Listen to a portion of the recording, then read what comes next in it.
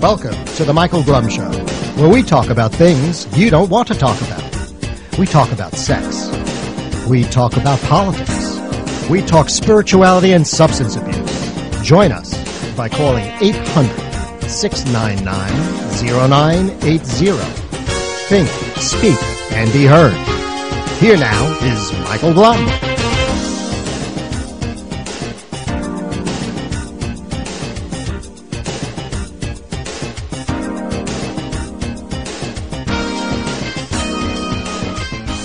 Hello, everybody. Welcome to the Michael Blum Show. The apocalypse hasn't happened yet, has it? Has the world ended?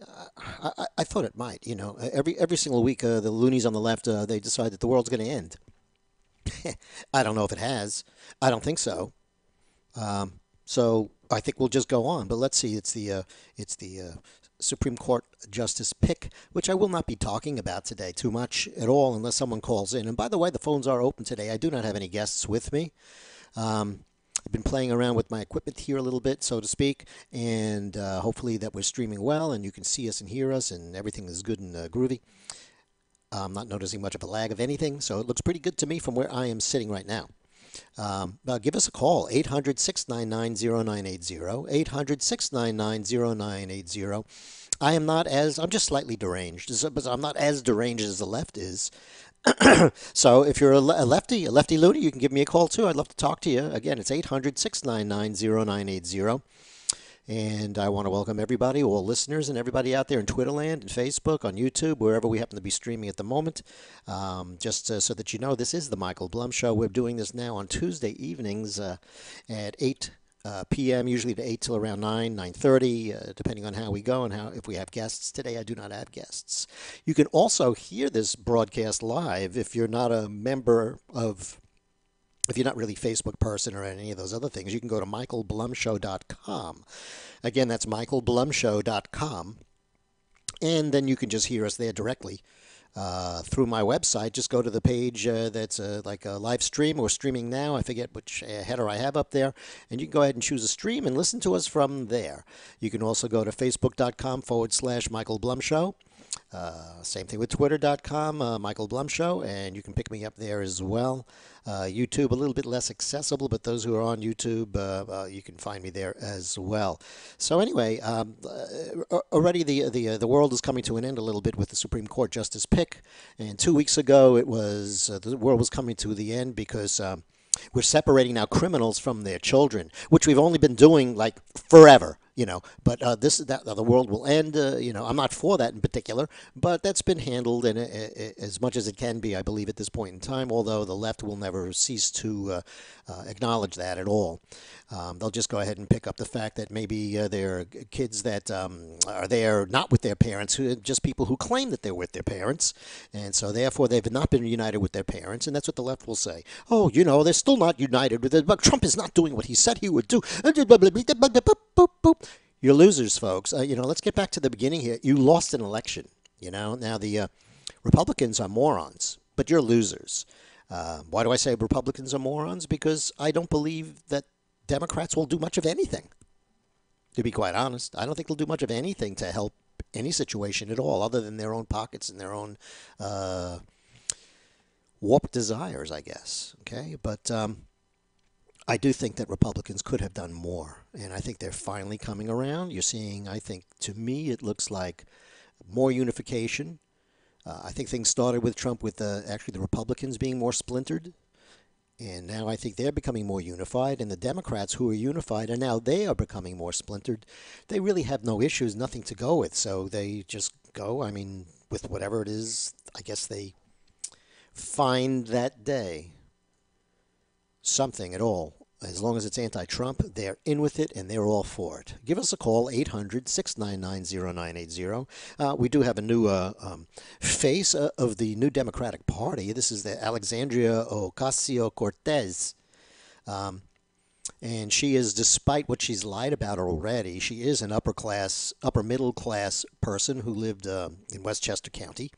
She did go and did some schooling in the Bronx, which she claims to be like a Bronx person, and that's not true, but that's how how the Democratic left, I can't even call them Democrats anymore. You see, at one point in time, I was a Democrat, and it kind of was like the old adage that if you're in your 20s and you're a conservative, you have no heart.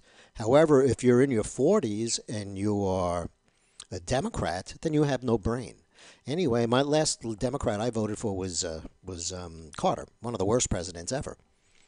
Following a long line of Democratic worst presidents, someone like Bobby Kennedy or John Fitzgerald Kennedy would be laughed off the stage. Can you imagine? Ask not what you can do for your country, but what your country can do for you. He'd be in the Republican Party right now. So anyway, the new face seems to be this leftist little girl who's 28 years old. She was a bartender and a waitress last year, and now she did have a big Democratic upset in the state of New York here. So everyone thinks that she's the greatest thing. She's a democratic socialist. Almost an oxymoron to me. It's like a jumbo shrimp or military intelligence, or you could name a whole bunch of them, but she's a democratic socialist, which is another name for someone that basically is a mild communist, soon to be a communist once they get into power. I love what Theresa May said about socialists. She said the socialist system works great until you run out of other people's money to spend. So every time she says, well, free school for all, there's no free anything. That means you who work are going to pay for those who don't. I mean, that's as simple as it can get. And that's true with everything and all of the things that she really wants on her platform. She's Bernie. The Democrats, I guess, figure, well, look, let's go with the Bernie concept and see what we can do. So she's the new face of the Democratic Party. Now, I'm not saying that. That was said by Tom Perez, who's the head of the DNC. Along with his assistant head that they put in because they had to have a black person, Keith Ellison, who's a Jew-hating sycophant of Farrakhan. So those are the people running the party right now. It's no wonder they've moved a little bit to the left. I mean, it's always amazing to me to see some of the people who are left who are basically centrist Democrats acting like leftists, because that's what their party is actually doing. They kind of goose step right along with their party. It is quite amazing. And just to let you know a little bit about socialism, it's a good idea. What we did is we went to the colleges, and I found a video about colleges and these young kids who now have been exposed to this and have been indoctrinated in this. I'm sure they have a lot of answers. Let's go ahead and see. All right, last year, some millennials were feeling the burn in hopes of getting everything for free under socialism, but it seems some students can't even define what socialism is. How would you define socialism? I mean, honestly, that definition gets thrown around a lot. How would you view what socialism is, though? To be quite honest, I don't know. It could really benefit our country in the future. I think it's a good idea. Trying to spread the wealth is definitely a good thing in America, and it's definitely a thing that's needed. So, why are millennials supporting something without even knowing what it means? Joining us now is the media director for campusreform.org, Cabot Phillips. Good to see you again, Cabot. Good to be here. These are always so funny to watch. But do you go out there all day long and pick out the people who don't know what it is, or was this it was easy to find? This is an hour or two of filming where every single person that comes up. Most people didn't know what it was. It's the exact same thing time after time, and it is funny, but at the same time, it's scary. Yeah. Millennials, yes, they seem misinformed, and they're also the largest voting bloc in America now, and so we've got millions of people who are going to be heading to the polls with a warped view. And the thing we kept hearing about what socialism is, it is social justice for all. It's equality for all. And the only thing that's equal for everyone is the misery under socialism. Right. Well, apparently they skipped class that day. Here's something that's troubling. YouGov did a poll. 45% of young Americans would be likely to vote for an openly socialist presidential candidate. This just goes back to so many people loved Bernie Sanders in the last cycle, even though they like the idea of free everything. They just didn't know what socialism really was. In that same poll, 53% of students admitted that they think socialism would work better for our country than a free market system. And where is this coming from? I think it's two main areas. First, it's President Obama. For the last 8 years, he stoked class warfare. He told people my age, look, if you can't get a job, it's rich people's problem. It's not your fault. It's the 1%. Fairness. He created a mainstream idea of spread the wealth. And second off, it is in the classroom. He said these students must have missed class. That's why they think this. No, they're going to class, and that's why they're learning this. They're learning in class that socialism is something that it's a revisionist form of history. They don't teach what socialism has wrought throughout the world. They teach other things. You talked to one person, though, that did come from a socialist country, right? Or his parents did? We talked to one student who was an ardent supporter of free markets, and he came out and said, I don't know why people want socialism. My family, I'm a first-generation American. My family came to get away from socialism. Why would we want to bring it here? But you know why? Because they're explaining that capitalism has no net. This is the first time in their lives there's no script. So there's no guarantee of success, shelter, food, in the purity. So it's game on. A lot of them don't want to compete. That's what capitalism demands. You have to compete.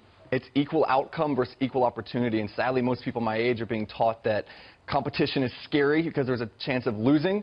But we need to make sure everyone has an equal chance of opportunity, not outcome. Pursuit of happiness, not guaranteed. Must be pursued. And Kevin, before you go, for the people who love socialism but don't know what socialism is, before you go, what is it? I would define it as the government collectivizing means of production and taking hold of the economy and deciding who the winners and losers are.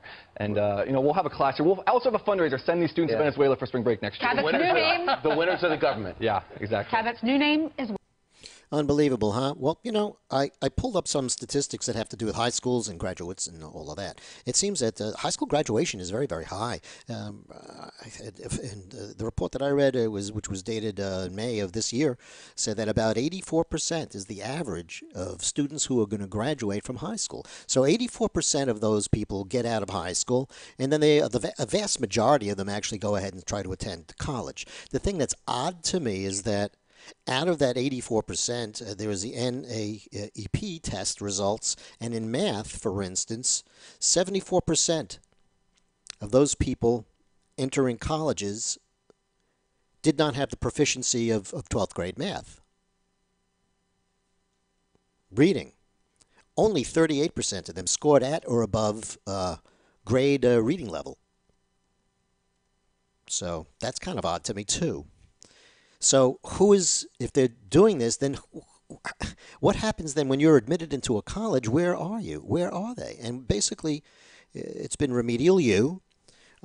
Things have gotten easy. I would say to you folks out there, $60,000 a year for this kind of education is absolutely worthless. If you're studying something and your major ends in studies, whatever, blah, blah, blah, blah, studies or blah, blah, blah, blah, studies, you can certainly get into food service, when you get out, like, maybe Subways or something like that. Want lettuce with that sandwich, maybe? Smear of mayo? And that's, I think, where you're going to wind up.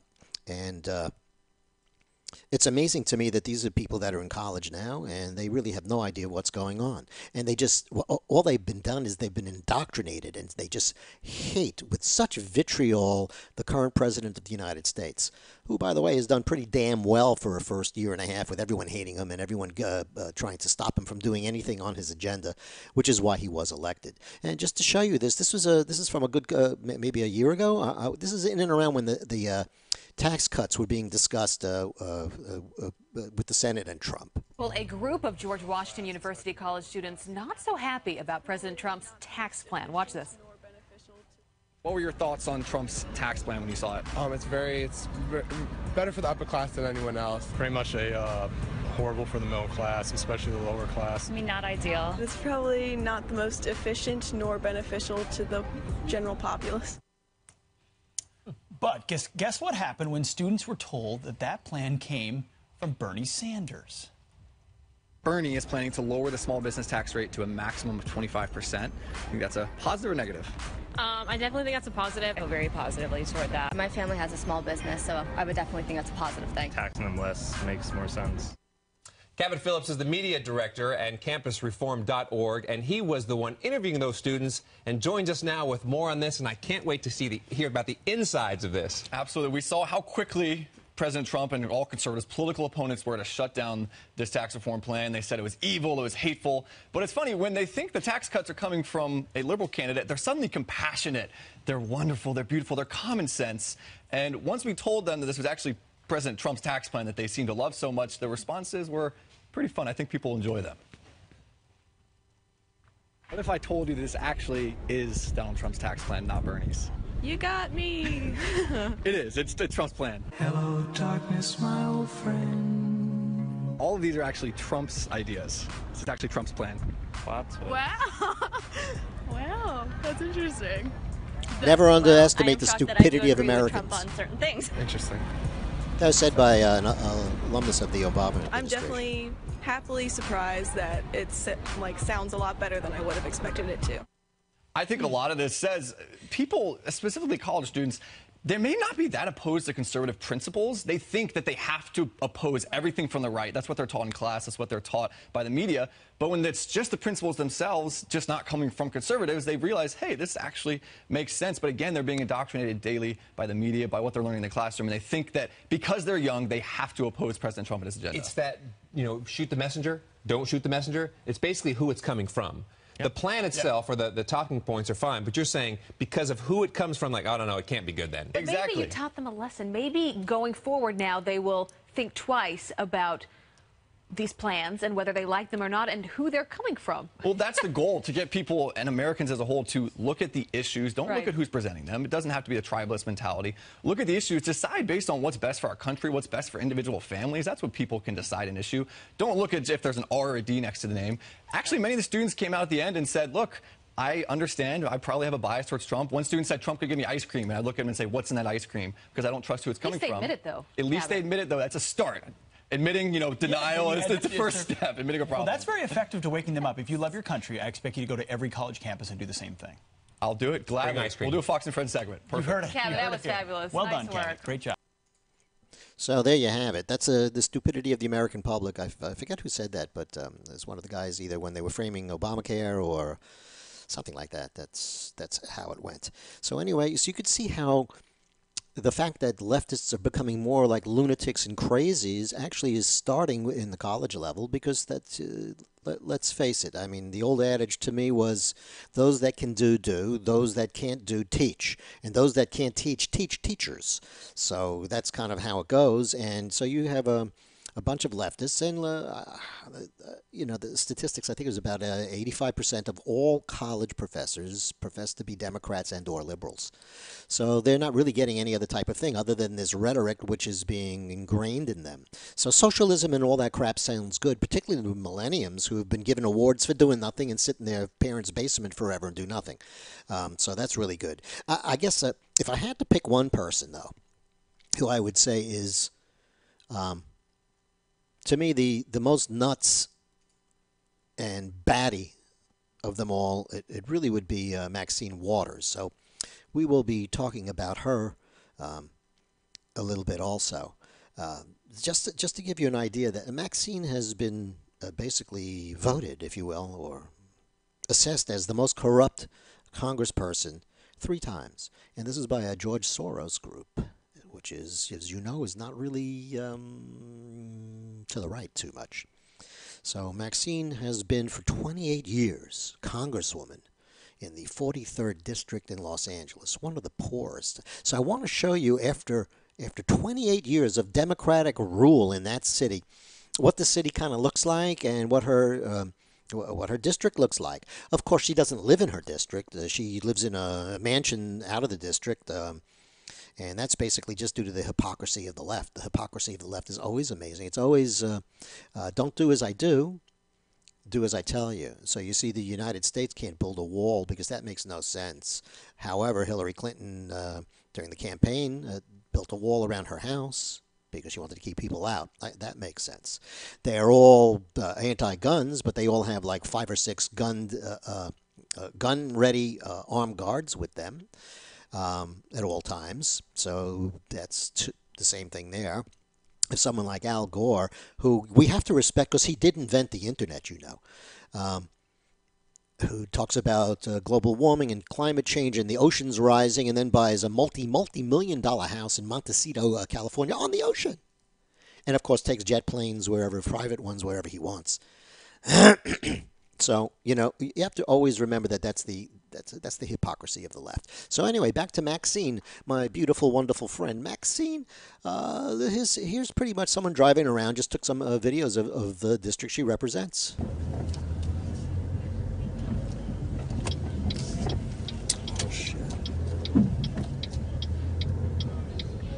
immediately struck by how clean it is.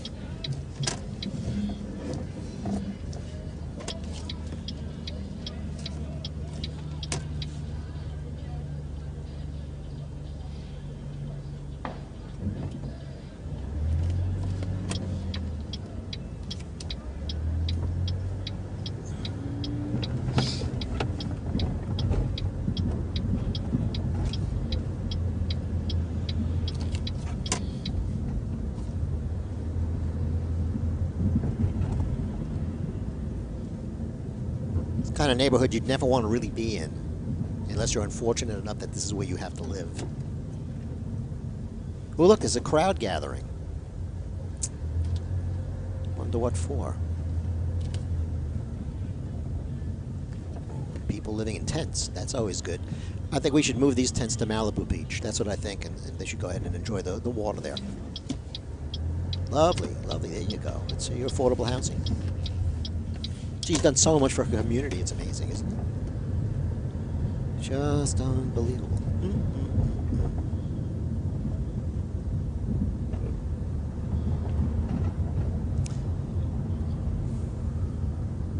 Well, you know, there are a lot of folks who live in this district who are not exactly big fans of Maxine at all.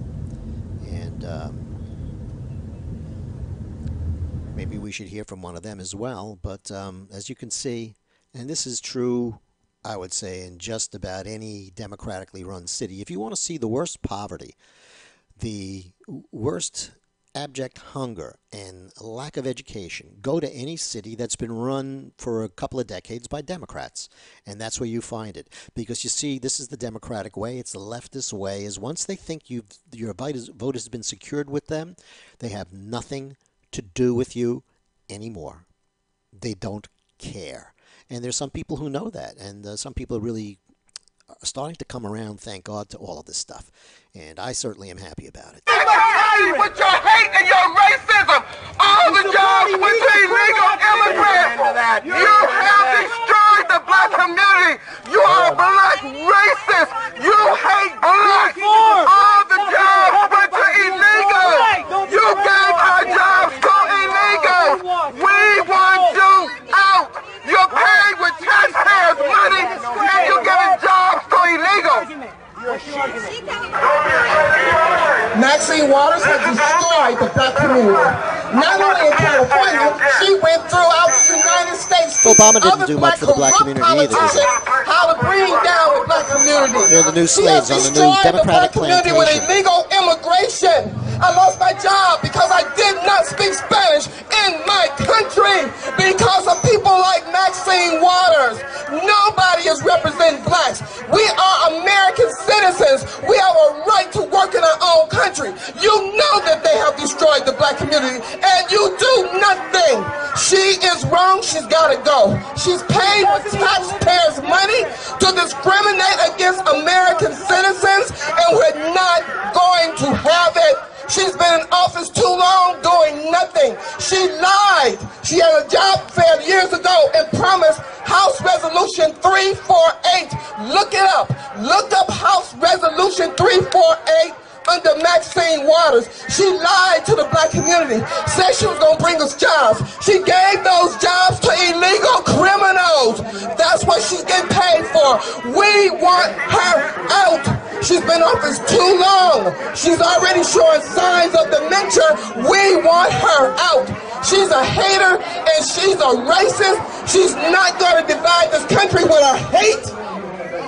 She's not going to be allowed to get away with it. We want her out. She's a criminal. Maxine Waters has her own Russian connection. Look it up. Maxine Waters has invested $200,000 into Russia stock. Look it up. Maxine Waters has invested $200,000 into Russia stock. Wow, she seems a little pissed. Can you blame her? I mean, if you're living in that place that I just showed you with all the garbage and crap after 28 years of rule someone telling you how much better it is and how you have to vote for me, you got to vote for me, no one has your back other than me, obviously that's not true. So Really not true. I mean, black unemployment right now under Trump, with over a year and a half of him being in office, is the lowest it's ever been in the history of the United States. I hope some black folk are listening to this because I hope actually everyone is listening to this, because there's so many things wrong right now with the Democratic Party, which is splintering and run by the leftist loonies, that there's been a movement that's actually taking hold and is starting to get some wind behind it. And it's the walkaway movement, and I'll talk about that as well. Feel free to give me a call if you'd like. The number here again tonight is 800-699-0980. That's 800-699-0980. You know, sometimes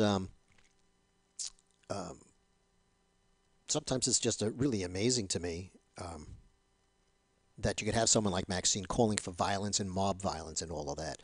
And I'm not a big fan of Glenn Beck, but he did present some things I thought were pretty interesting about it. So, now, by the way, this today's show is going to be rather video intensive. It's so weird when I plan them out. Sometimes they're video intensive, sometimes they're article intensive. I just read a bunch of articles to myself and I kind of get a gist for what's going on. This one is more video intensive than anything else.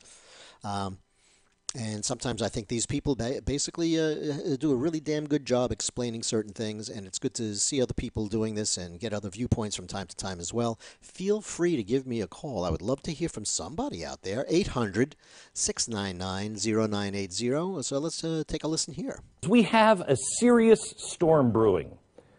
During the French Revolution, Maximilien Robespierre was the ringleader of what is called the Reign of Terror. See that over there? The guillotine? Yeah. That's what he used to people who stepped out of line. The Reign of Terror. He said, and I quote, "To punish the oppressors of humanity is clemency. To forgive them is cruelty." Wow. Well, if that's the case, keep that in mind. Let's listen to California U.S. Representative Maxine Waters at a rally in Los Angeles on Saturday.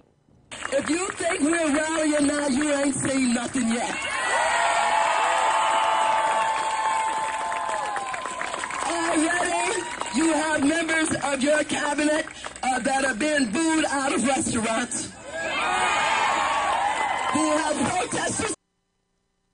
What do you think she meant by "you ain't seen nothing yet"? What could that possibly mean? If you have an opinion, give me a call. 800-699-0980. Taking up at their house, who's saying no peace, no sleep. No peace, no sleep. And guess what? We're going to win this battle, because while you try and quote the Bible, Jeff Sessions and others, you really don't know the Bible. God is on our side. All of a sudden, the Democrats like God? Wasn't God booed off of the Democratic platform, the second election of Obama? I mean, they still mention God, but these are the people that can't stand God, can't stand Christians.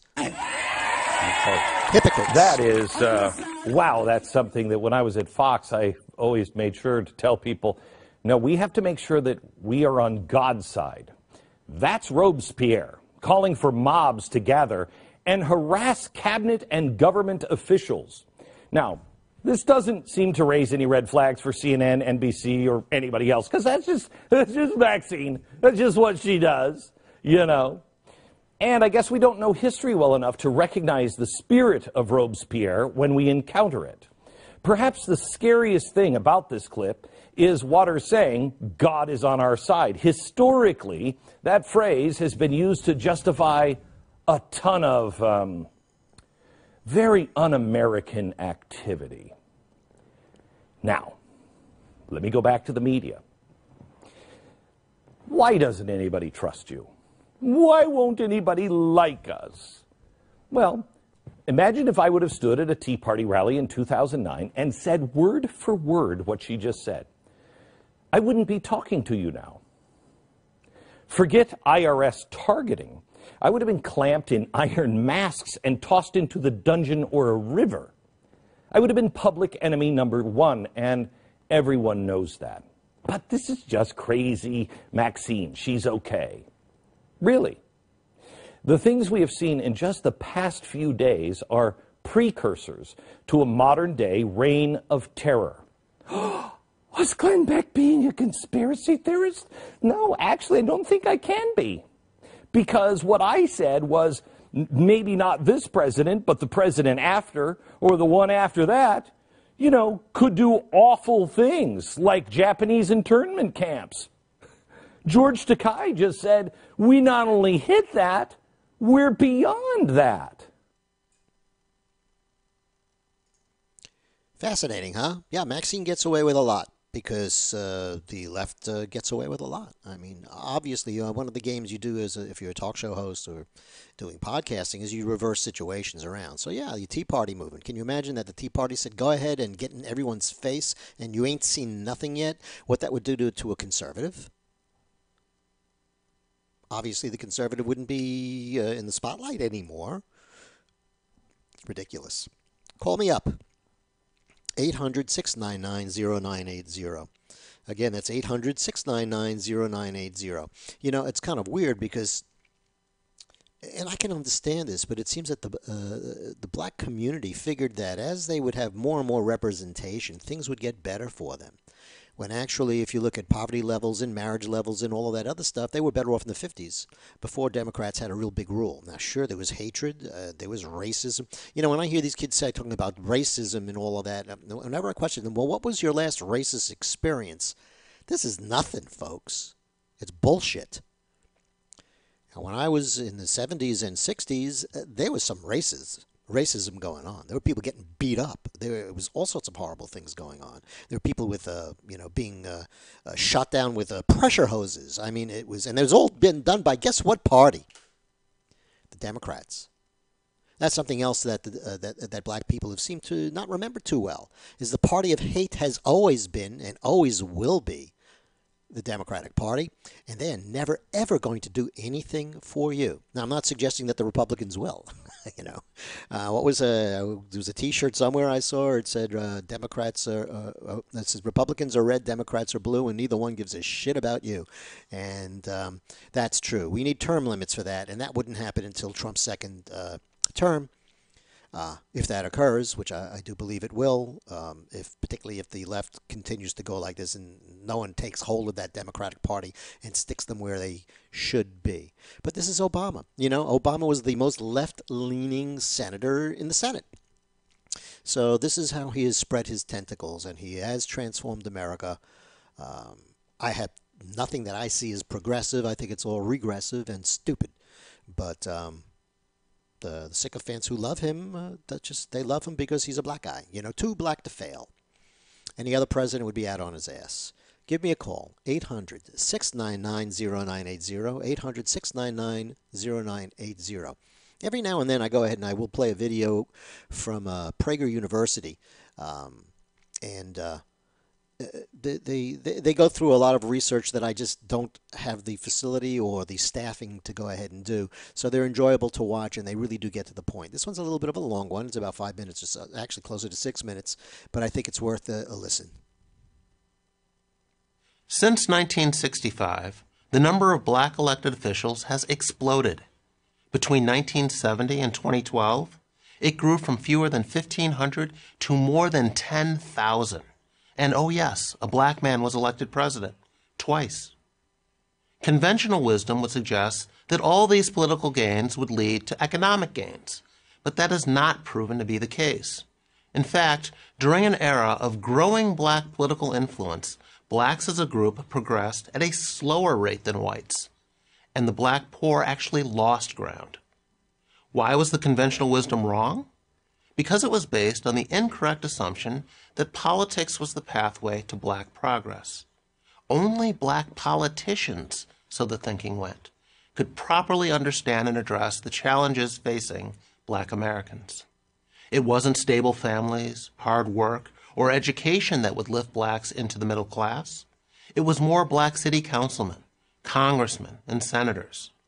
But the evidence, even according to liberal social scientists like Gary Orfield, indicates that there may be little relationship between the success of black leaders and the opportunities of typical black families.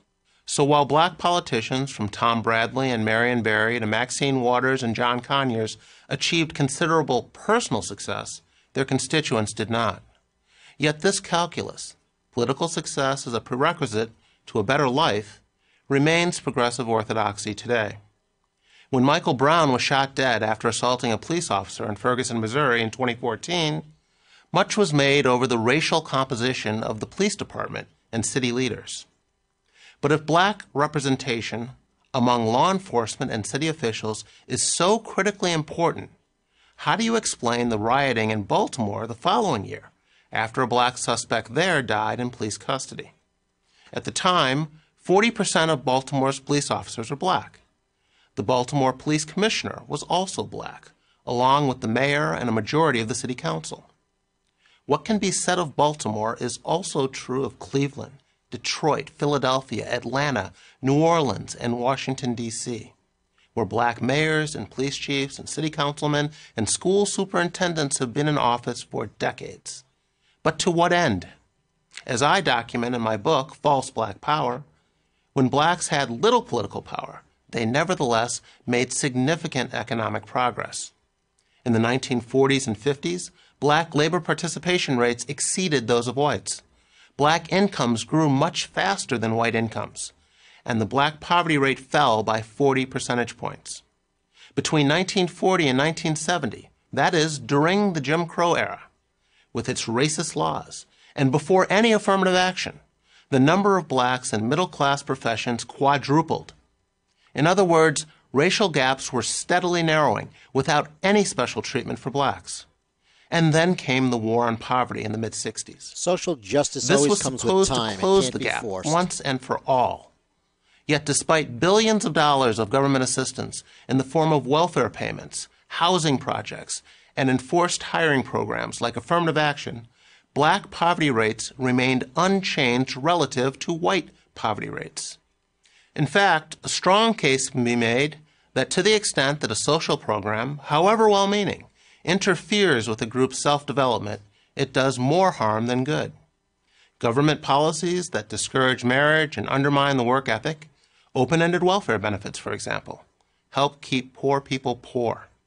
No wonder, then, that more black politicians bringing home more government aid has done so little to improve rates of black employment, home ownership, and academic achievement. As economist Thomas Sowell explains, the relationship between political success and economic success has been more nearly inverse than direct. The history of Germans, Jews, and Italians in America supports Sowell's observation. Each of these groups made significant economic gains before ever attaining significant political power. Asians are the most recent example. How many prominent Asian politicians can you name? On the other hand, the Irish, whose rise from poverty in the 19th century was especially slow, were very politically successful. Irish-run political organizations in places like Boston and Philadelphia dominated local government. In the U.S., the Irish had more political success than any other ethnic minority group. Yet the Irish were, according to Sowell, the slowest rising of all European immigrants to America. The black experience in America is, of course, different from the experience of the Irish or any other ethnic minority. But that doesn't undermine the obvious conclusion. Human capital is far more important than political capital. And the formula for prosperity is the same across the human spectrum. Traditional values such as marriage, stable families, education, and hard work are immeasurably more important than the color of your congressman, or senator, or police chief, or president. I'm Jason Riley of the Manhattan Institute for Prager University. Well, there you have a little bit of a different viewpoint, don't you now? Backed up pretty well. So I would suggest that most folks who are listening to this, if you're a liberal loony, maybe you should reassess it. If you're too loony, then you're kind of over the edge and there's nothing we can do with you. But hopefully there are some people out there that will listen to some of this and understand that the Democrats right now, they're the party of hate. They always turn things around. You know, it's also so weird. Just with the Supreme Court justice nominee. I mean, it makes no difference who it is. It'd get the same nonsense from the Democrats, regardless of who actually was selected by the president. it would make zero difference at all. But when they go ahead and they badger him, they're going to badger him about social issues because they want someone on the bench on their side to actually legislate from the bench. That's why they're so concerned. You know, Scalia said that someone had asked him about how he felt about someone burning the flag, and he said, I'd like to grab him by the, and I'm paraphrasing, I'd like to grab him by the scruff of the neck and beat the crap out of him, but I'm not the king. So basically, this is the same thing. You don't want someone who legislates from the bench, but the Democrats do, because so often they can't get anything in their agenda done in any other way. Certainly no one's going to vote for it. So you might as well have the judicial branch blurring the lines between the executive and the judicial. And once you, the legislative and the judicial. Once you do that, you really start to destroy the United States, in my opinion. So basically they are the party of hate. I mean, they used to not be. I mean, they used to be the party that wanted free speech. I remember them say, I disagree with what you say, but I will defend to the right. I will defend to the end of my life your right to say it. Not anymore, folks. It seems that every week right now, some other Trump administrator or a supporter or someone is being badgered and or physically abused by some lefty. And all of this mistreatment basically has come from Maxine Waters, who's, it's not all of it. I mean, I don't think she had much to do with Scalise's shooting. But certainly she is a race-baiting hater. And she, this is the quote again. It says, let's make sure we show up wherever we have to show up. And if you see anybody from that cabinet in a restaurant, in a department store, at a gasoline station, you get out, you create a crowd, and you push back on them, and you tell them they're not welcome here anymore. So, to me, if you have a leader of your party expressing these views, this is creating a mob.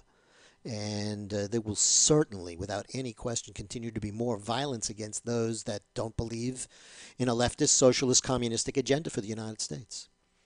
And we have to start to really take that seriously. This stuff is happening, and it's crazy. I mean, a liberal professor, even Alan Dershowitz, said he was at a woman's party in Martha's Vineyard, and someone threatened to, and I quote, stab him through the heart because he didn't support the impeachment of Donald Trump. He said the Democratic Party, this is him, then he's a Democrat and he's a liberal. I mean, a true one in the older sense of the word. The Democratic Party has been taken over by radicals who have no interest in due process. They don't want any dissent. They don't want any argument. Also, in my neck of the woods, this is kind of weird too. This probably didn't make national news or any news at all because it's not negative to Trump. It's not. So why would the news even report it?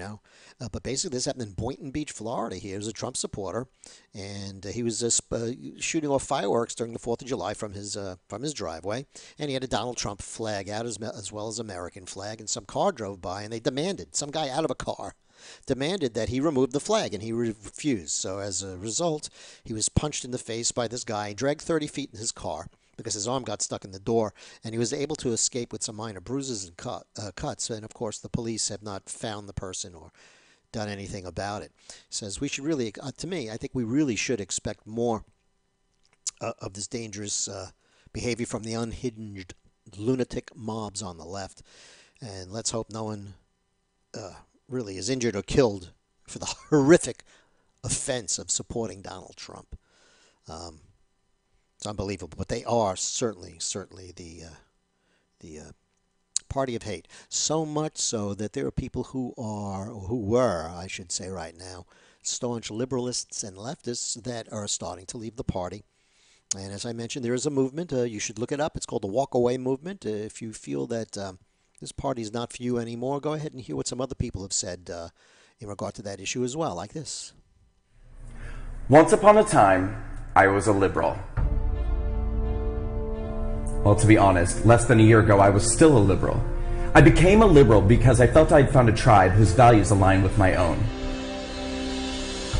I staunchly reject racism of any kind. I reject the marginalization of any human being based off of their gender or sexual orientation.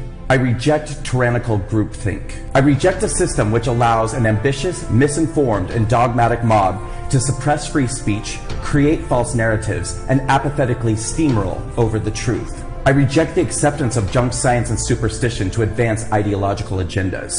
I reject hate. These are the reasons why I became a liberal. And these are the same reasons why I am now walking away.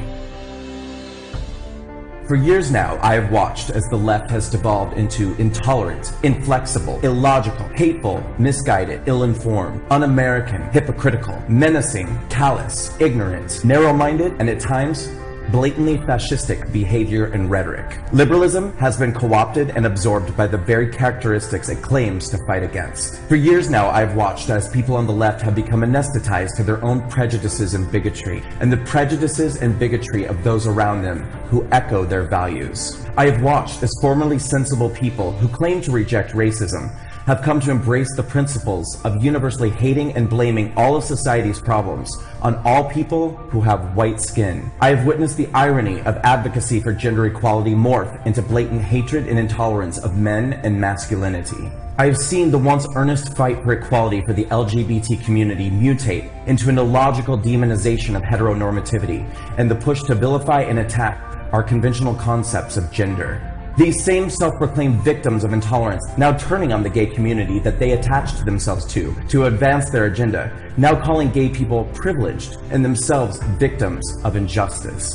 I have watched as the left has allowed themselves to become hypnotized by false narratives and conclusions perpetuated by social justice warriors who misrepresent and misconstrue facts, evidence, and events to confirm their own biases that everyone who does not comply with their prejudicial conclusions and follow their orders is a racist, a bigot, a Nazi, a white supremacist, homophobic, Islamophobic, xenophobic, misogynistic, and alt-right extremist.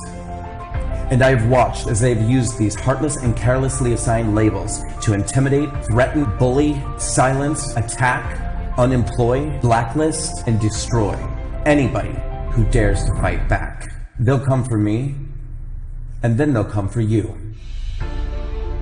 And worst of all, the Democratic Party and the liberal media has embraced, affirmed, aided, and abetted this cult ideology. In an effort to gain voters and maintain power, the Democratic Party that I once loved has joined forces with the extremist left. The Democratic Party and the liberal media now believe their own ill-gotten conclusions and have ominously decided that they, and only they, know the remedy for society's ills. The left has decided that the solution to problems with race relations in America is more racism. The left believes that attacking, insulting, and dehumanizing one group of people elevates another. The left now believes that there are no boundaries when telling lies, omitting the truth, or misrepresenting facts when telling the news, because their end justifies their means. The left has now decided that its point of view is the only acceptable one, and that suppressing, censoring, and banning open dialogue and debate is virtuous and progressive. The Democratic Party has adopted a deleterious belief system, happily and without skepticism, separating people into groups based off of identity and then organizing them into camps of victims and oppressors. If you are a person of color, an LGBT person, a woman, or an American immigrant, the Democratic Party wants you to know that you are a victim and destined to stay that way. They will insist that you are a victim doomed to exist within a system that is rigged against you, that you are a victim of systemic oppression, that you are a victim of your circumstances, and that no amount of hard work or motivational action will ever allow you to overcome your victimhood or the privilege of those around you. This is perhaps the Democratic Party's greatest and most insidious lie. But if you are a minority in America today, the left-wing politicians and the liberal media don't want you to ever discover this lie. So they bombard us with stories designed to reinforce the narrative that you are in danger, that you cannot succeed. They manipulate your fears and concerns by telling you that you're disadvantaged, disempowered, and disposable to everyone except them. Rules for They will radicals. tell you that you need them. They will tell you that you are only safe under their supervision. They will promise to liberate you from all that chains you. And then they will do absolutely nothing for you. Once upon a time, I was a liberal. But liberalism has changed, and I will no longer be a part of an ideology or political party that represents everything that contradicts my values of unity, equal opportunity, personal empowerment, compassion, and love. So I am walking away. And I encourage all of you to do the same. Walk away.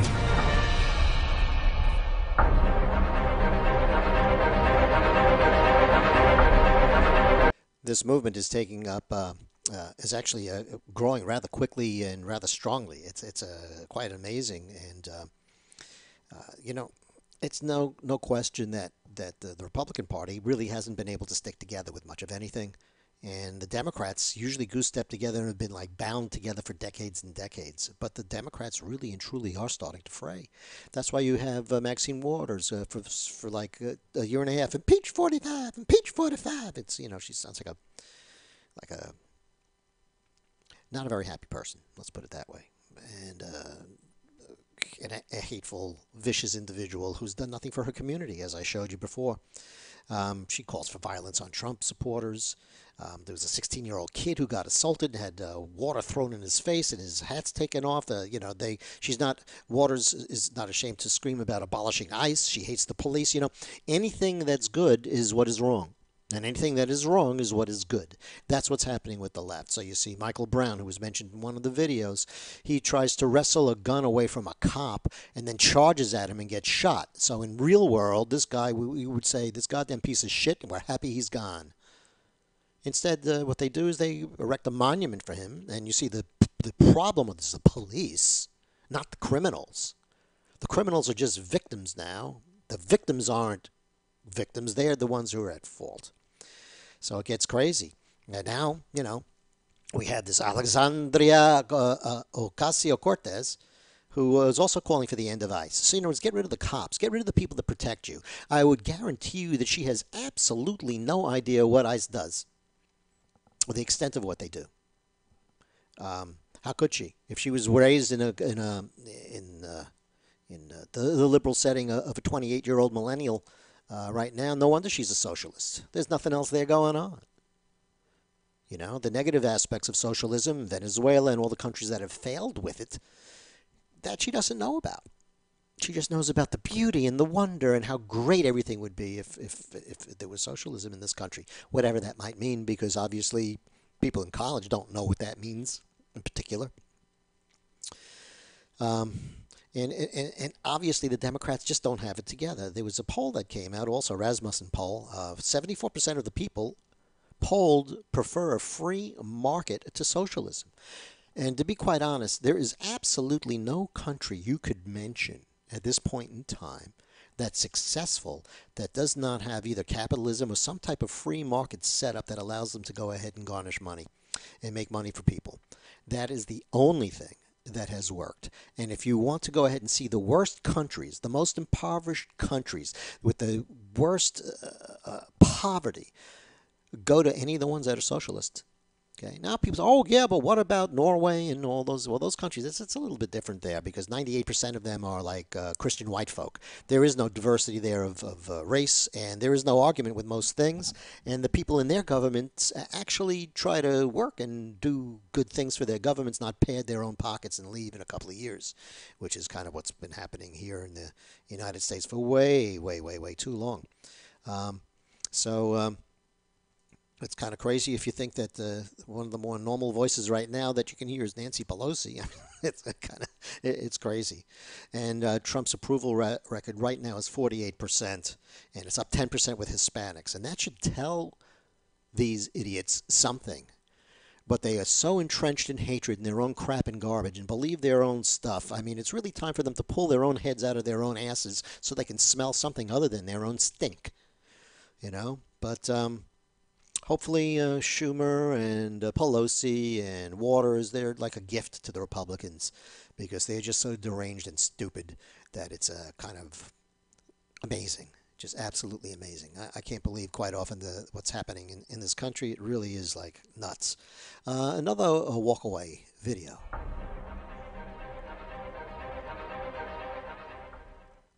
Hi, my name's Gordy Harris, and this is my walk-away video. I was born and raised in the Democratic Party. You can post one of We these were brought videos up if you want with to their Facebook page. understanding Walk away. And I get it's like a very old-time lie that the DNC has been running for decades, is that the Democrats are for the working man and the poor, and the Republicans are for the rich, the wealthy. We can't vote in Republicans. Never vote in a Republican. And then I started to realize probably about 2010, 2011, that my views weren't really lining up with the party I was told I had to, that we have to vote for, because I was a working man. I was not wealthy. I had to vote for the DNC. Always vote Democrat, straight ballot. Always do it, straight ticket. Just mark that one box and you're done. You don't have to do anything else. And then I realized some of their views were not really lining up with mine. Although I'm not a traditional Republican or a traditional Democrat, because I believe in firearms. I believe that if people want to smoke cannabis, they should be able to smoke cannabis. You want to get a gay marriage? Go ahead. Two same-sex people want to get married? Go ahead. It's not affecting my life in any way.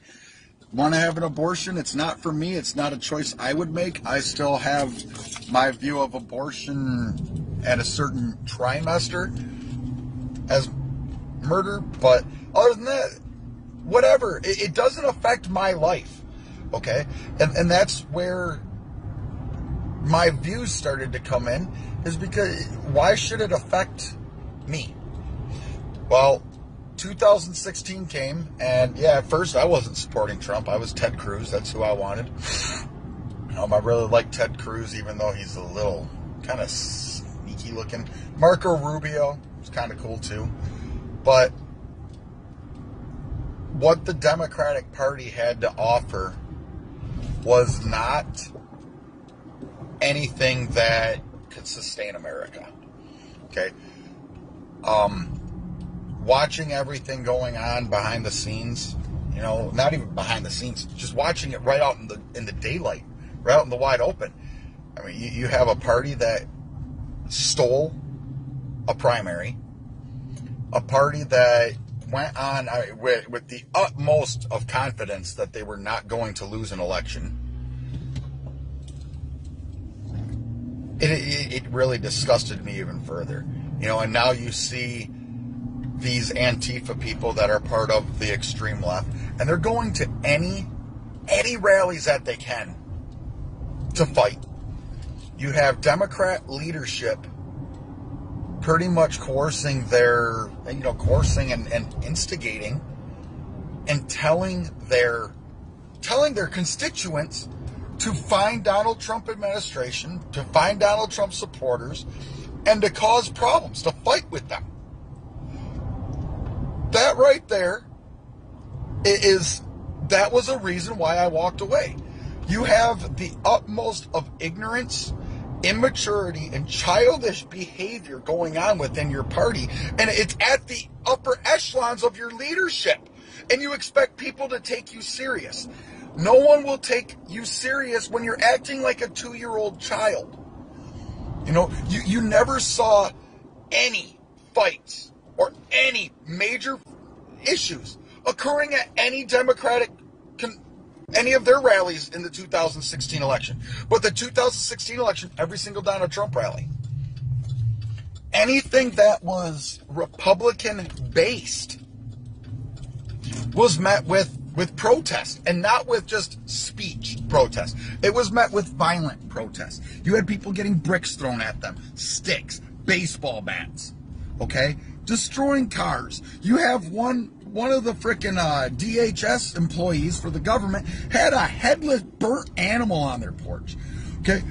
That is why I couldn't stay with the Democratic Party. I was not any of the names that I was being called, that I had never been called any other time in my life, until it was found I support Donald Trump. And it was the same thing with everyone else, including Donald Trump. And that's why I believe everyone, including President Trump, walked away.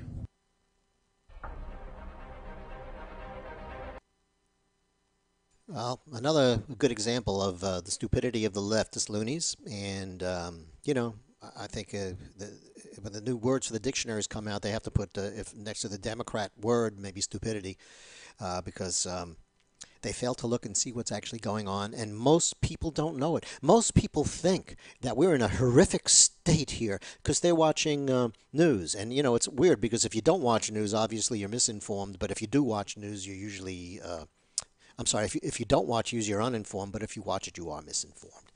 And that's how it goes. So just some facts which people on the left hate. They hate facts. They hate facts. Trump economy added another 213,000 jobs in June. Okay? And the April and May job figures were increased by 37,000 jobs. During the Obama administration, the same statistics had, but usually what would happen is after they were announced, within a month, they were lowered. This one now is better. It says, and even better than that, 600,000 Americans re-entered the workforce in June. The economy is so good and wages are rising right now, and it's kind of amazing. It was a record of 155 million or so Americans employed in June. Which is the most in history. Pay growth is up every month this year. Blue-collar wages are growing the fastest. Even disabled Americans are seeing record job growth. The U.S. deficit has plunged the most as it has in 10 years. It's an all-time record. It seems like Trump is winning, though very slightly at this point, some of the trade war stuff. And as wages rose, of course, Americans spent less on utilities. Because of the tax cuts, the utilities aren't charging as much. Okay, and it's kind of amazing. And because of the Trump tax cuts, over $300 billion with a B dollars were repatriated back into the United States, which is the most money that's ever been brought back to the United States ever. So in their infinite wisdom, of course, because we know how intellectual and how smart and elitist the Democrats are, at least they keep on reminding us that that's how it is. They're the only ones who know what's best for you. They've chosen illegal immigration basically as their main issue for the upcoming election, with Alexandria Ocasio-Cortez as their new little poster girl. So it's kind of nuts, but.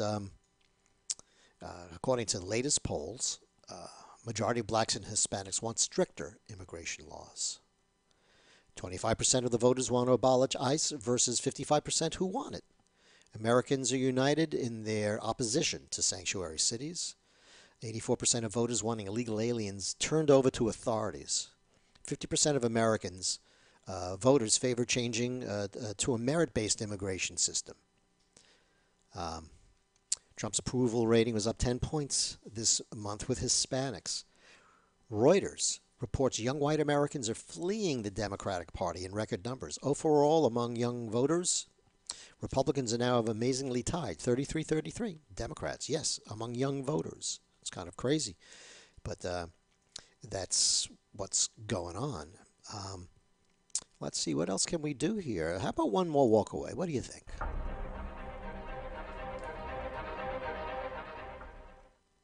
Hi, guys. I'm going to start off by introducing you to someone, and then I'm going to let him go because he doesn't want to hang out. This is Zach. Say hi, Zach. Hi. This is Zach. And I'm going to let you go now, Zach. So thank you.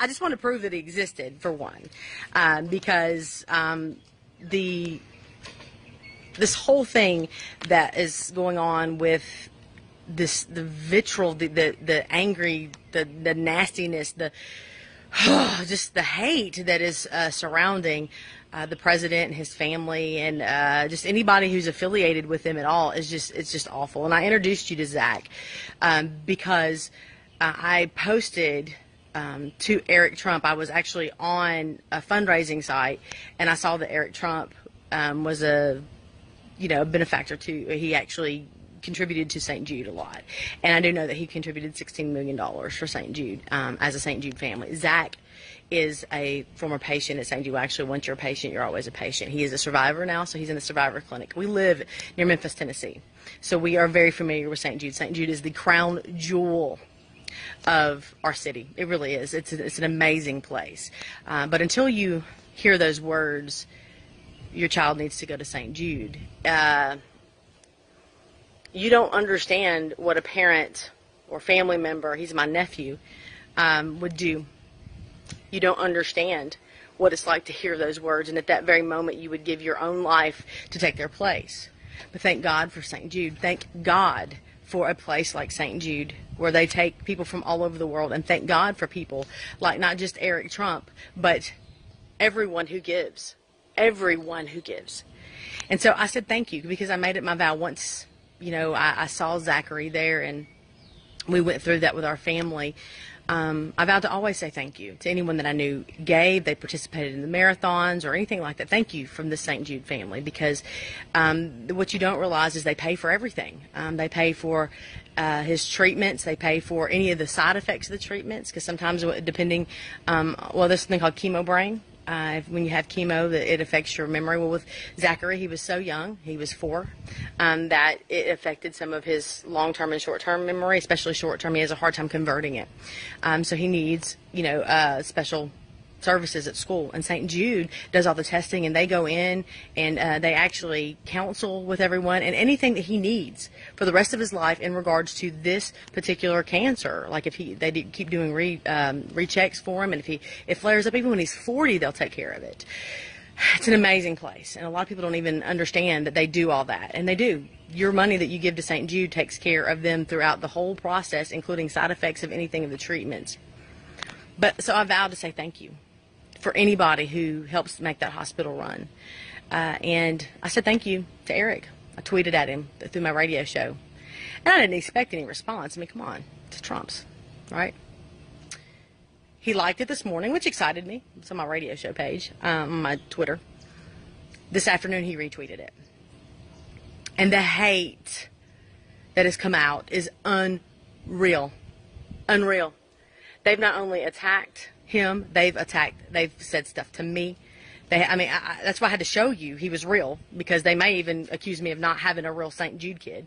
I even went so far as to the ones that were accusing, what have you done for St. Jude? What is it? Well, here, we're running for St. Jude. Zachary has decided this year he's going to run and give back. And that's amazing that we even have him here today to do that.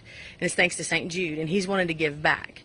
So I posted his link to his fundraising page. Hey, give some money to St. Jude. This is directly to St. Jude. Put your money where your mouth is. You want to be hateful and spiteful just because a Trump is attached to it? He's raised $16 million.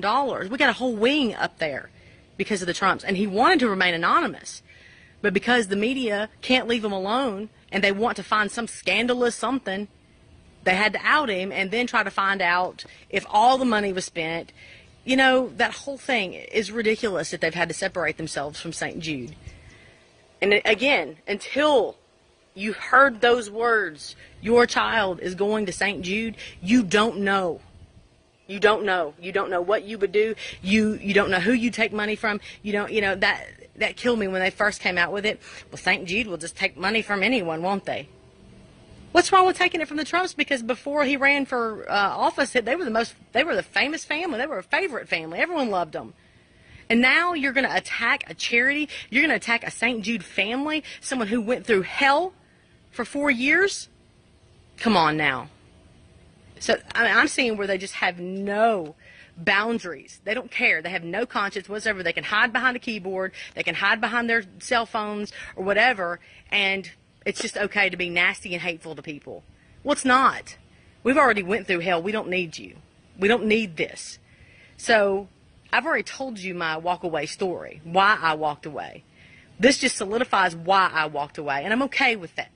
I'm okay because I don't want to ever be associated with people who are willing to attack a family saying thank you to a benefactor, someone who actually contributed to St. Jude, someone who is the reason why my nephew is with me today, the reason I have him here.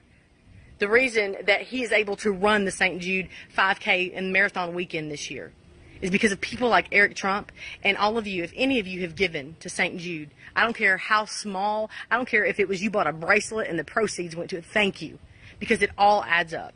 It doesn't have to be $16 million to get a thank you, because it all adds up. I just appreciate it so much. And so thank you, but I just don't understand. I don't understand how we become so hateful in our society. I don't get it. And all I did was say thank you. And I've been getting tweeted at, nasty. He's been getting, I mean, all I said was thank you. Because I know, living in Memphis, Tennessee, and being a St. Jude family, I know what the Trumps have done. And I just hadn't had a chance to say thank you. And it just crossed my mind when I was scrolling through. I was like, oh, yeah, you know, never said thank you.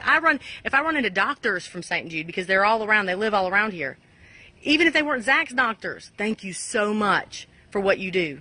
You heal kids. That is amazing. I don't understand it. But I'm glad I walked away. Another walk-away person. Folks, go ahead and walk away. I mean, the lunacy of the left is, like, disgusting.